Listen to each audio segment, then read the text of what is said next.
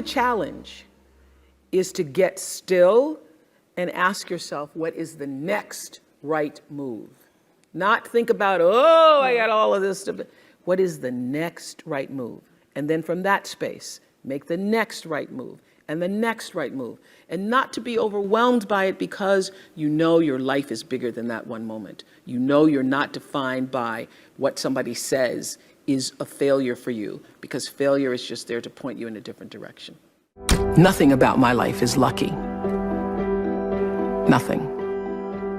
A lot of grace, a lot of blessings, a lot of divine order, but I don't believe in luck. For me, luck is preparation, meeting the moment of opportunity. There is no luck without you being prepared to handle that moment of opportunity. And so what I would say for myself is that because of my hand in a hand and a force greater than my own, I have been prepared in ways that I didn't even know I was being prepared for. And the truth is, for me and for every person, every single thing that has ever happened in your life is preparing you for the moment that is to come. You don't have to hold yourself hostage to who you used to be or anything you ever used to do.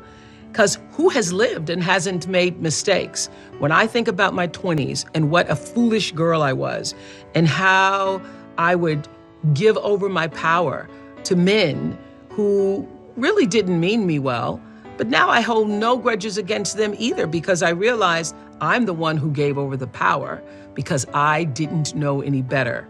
And now that I know better, I know I don't have to do that again. It's one of the most powerful lessons any of us can ever know. I say to my girls all of the time that your real work is to figure out where your power base is and to work on the alignment of your personality, your gifts that you have to give, with the real reason why you're here. That's the number one thing you have to do, is to work on yourself and to fill yourself up and keep your cup full. Keep yourself full. Now, I used to be afraid of that. I used to be afraid, particularly from people who say, oh, she's so full of herself. She's so full of herself. And now I embrace it. I consider it a compliment that I am full of myself. Because you only when you're full, I'm full, I'm overflowing, my cup runneth over. I have so much to offer and so much to give. And I am not afraid of honoring myself. You know, it's miraculous when you think about it. And I would say to my team, well, it doesn't matter, because every season somebody else was coming out. One talk show, two talk shows, three talk shows. There have been over 100 talk shows since we started. But every time, I would feel like, all right, got to step up our game, got to step up our game. The way you step up your game is not to worry about the other guy in any situation, because you can't control the other guy. You cannot control the other guy.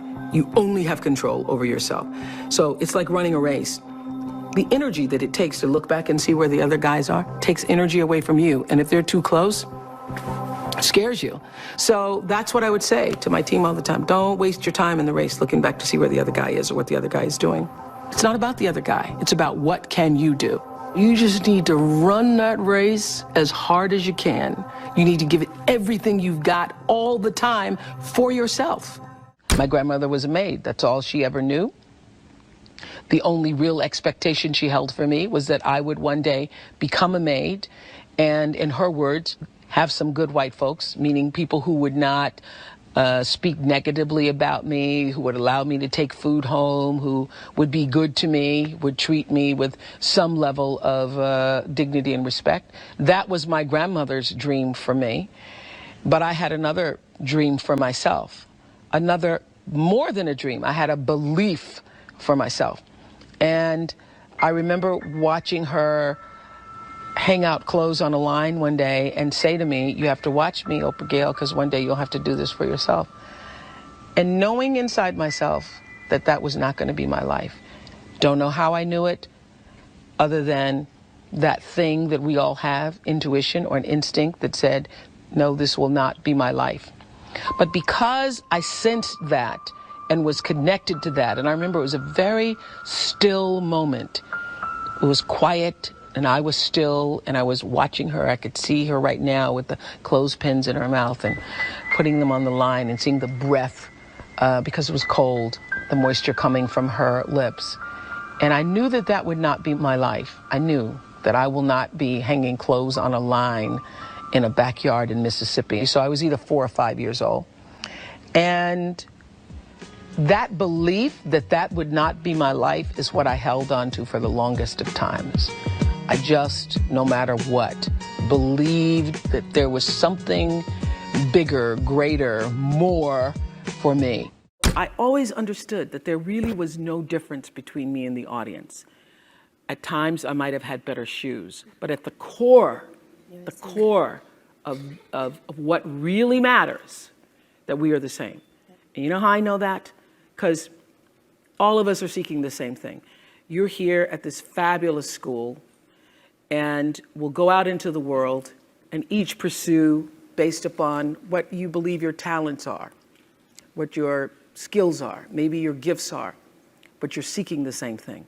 Everybody wants to fulfill the highest, truest expression of yourself as a human being. That's what you're looking for. The highest, truest expression of yourself as a human being.